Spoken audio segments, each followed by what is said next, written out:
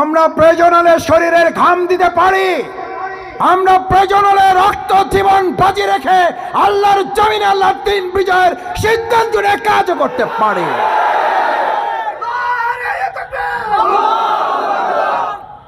আমরা রাসূল করিম সাল্লাল্লাহু আলাইহি সাল্লামের চোখের পানির সুন্নাহও জানি।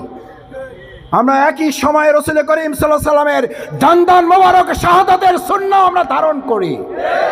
আমরা রাসূল করিম সাল্লাল্লাহু আলাইহি সাল্লামের রক্তের জুতা মোবারক আটকে যাওয়া সুন্নাহর অনুসারীও আমরা। সুতরাং আমাদেরকে শুধু চোখের পানির সুন্নাহর ওয়াজের মধ্যে সীমাবদ্ধ রাখবেন, সেই বাংলাদেশ এখন আর নাই। ওই বাংলাদেশ ভুলে যান।